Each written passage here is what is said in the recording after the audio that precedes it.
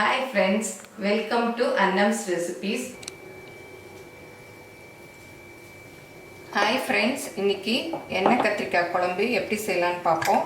அதுக்கு இந்த மாதிரி ஒரு ப்ரெஷர் குக்கர் வச்சு அதில் நல்லெண்ணெய் ஒரு 3 டேபிள் ஸ்பூன் அளவுக்கு ஊற்றிக்கங்க.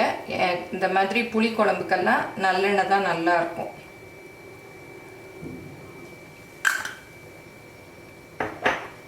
இப்போ எண்ணெய் காஞ்சதும் கடுகு உளுத்தம்பருப்பு எல்லாம் போடணும். அதுக்கு முன்னாடி கத்திரிக்காய் எப்படி நறுக்கிறதுங்கிறத காமிக்கிறேன். இந்த மாதிரி சின்ன சின்னதாக பிஞ்சாக கத்திரிக்காய் எடுத்துக்கணும். இதில் அந்த மேலே இருக்கு இல்லையா, காம்பை கட் பண்ணிவிட்டு இந்த பாவாடைன்னு சொல்லுவோம் இல்லையா, அதெல்லாம் வச்சுக்கணும். இதை இந்த மாதிரி சின்ன சின்னதாக ஸ்லிட் பண்ணிக்கணும். ஃபஸ்ட்டு நடுவில் கட் பண்ணிவிட்டு சின்ன சின்னதாக இங்கெல்லாம் கட் பண்ணி இந்த மாதிரி எல்லாத்தையும் கட் பண்ணிக்கணும். சின்ன கத்திரிக்காய் தான் இந்த எண்ணெய் கத்திரிக்காய் குழம்புக்கு நல்ல டேஸ்ட்டாக இருக்கும். இப்போ எண்ணெய் காஞ்சிருச்சு. இதில் கடுகு 1/4 டீஸ்பூன், உளுத்தம்பருப்பு 1/4 டீஸ்பூன், சீரகம் 1/4 டீஸ்பூன், மிளகு 1/4 டீஸ்பூன். இது புளிக்குழம்பு இல்லையா, அதனால் மிளகு போட்டால் நல்லாயிருக்கும். கொஞ்சம் 1/4 டீஸ்பூன் வெந்தயம், அப்புறம் பெருங்காயம், அதுவும் ஒரு 1/4 டீஸ்பூன் அளவுக்கு போட்டுக்கலாம்.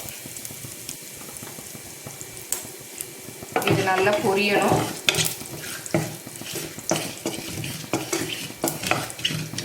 இதுக்கு சின்ன வெங்காயம் இந்த மாதிரி நான் 6 கத்திரிக்காய் எடுத்திருக்கேன். அதனால் அதுக்கு தகுந்த மாதிரி இதெல்லாம் எடுத்திருக்கேன். நீங்கள் நிறைய எடுத்தீங்கன்னா சின்ன வெங்காயம் பூண்டுலாம் கொஞ்சம் நிறைய எடுத்துக்கோங்க. சின்ன வெங்காயத்தை முழுசாகவும் போடலாம், இல்லை கட் பண்ணி போடுறதுனாலும் 2 கட் பண்ணி போட்டுக்கலாம். இப்போ இது நல்லா பொரிஞ்சிருச்சு.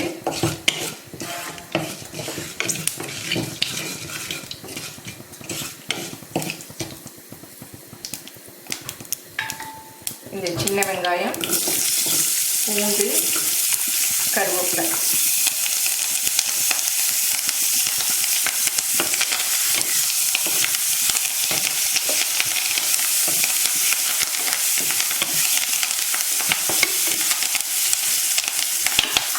தக்காளியும் போட்டுக்கலாம். சின்னதாக ஒரு தக்காளி எடுத்துருக்கேன்.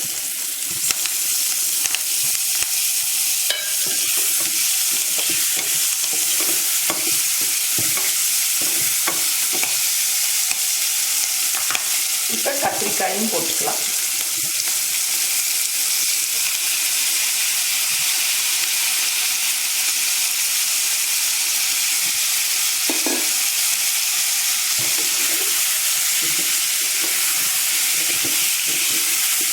இதை நல்லா வதக்கிக்கணும்.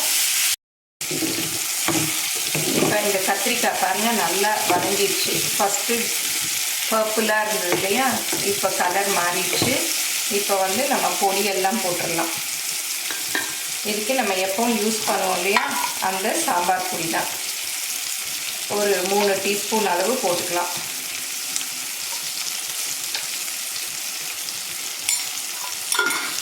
அப்புறம் குழம்பு இது கொஞ்சம் திக்காக வரணும், புளி குழம்பு இல்லையா, அதனால மல்லிப்பொடி ஒரு 1 டீஸ்பூன்,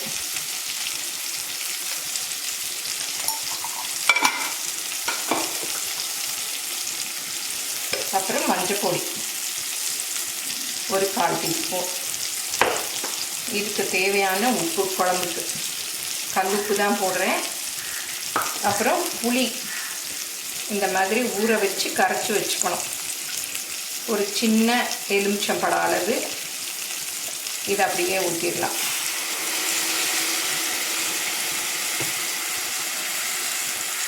இதில் இன்னும் கொஞ்சம் தண்ணி ஊற்றி கரைச்சி ஊற்றிக்கலாம்.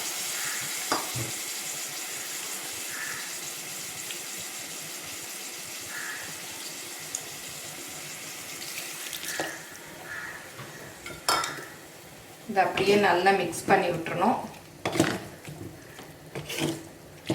தண்ணி பார்த்து சேர்த்துக்கலாம், எவ்வளோ வேணுமோ. இன்னும் கொஞ்சம் கூட ஊற்றிக்கலாம். இப்போ இதை குக்கரை மூடி ஒரு விசில் விட்டுறலாம்.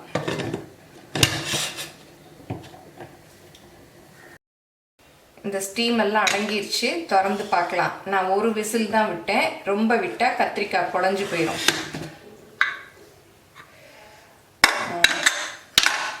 பாருங்கள், நல்லா வெந்துருச்சு கத்திரிக்காய். இதை அப்படியே கொஞ்ச நேரம் கொதிக்க விட்டு இறக்கணும். நல்ல எண்ணெய் எல்லாம் பாருங்கள் மிதக்குது.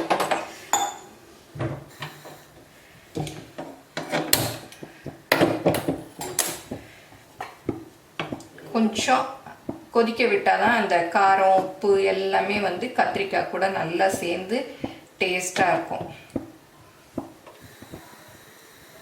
இப்போ எண்ணெய் கத்திரிக்காய் குழம்பு நல்லா கொதிச்சிருச்சு. போதும், இறக்கிடலாம். இது அப்படியே ஒரு சர்விங் பவுலுக்கு மாற்றிடலாம். இன்னும் திக்காக வேணும் இல்லை ரிச்சாக வேணும்னா கொஞ்சம் தேங்காய், சோம்பு, சீரகம் அரைச்சி ஊற்றிக்கலாம். இப்போ செட்டிநாடு எண்ணெய் கத்திரிக்காய் குழம்பு ரெடி பண்ணியாச்சு. நிறைய பேர் எப்படி செய்கிறதுன்னு கேட்டிருந்தீங்க. எல்லோரும் இந்த எண்ணெய் கத்திரிக்காய் குழம்பு ட்ரை பண்ணி பாருங்கள். எப்படி இருந்ததுன்னு உங்கள் ஃபீட்பேக்கை என்னோட ஷேர் பண்ணுங்கள். தேங்க்யூ.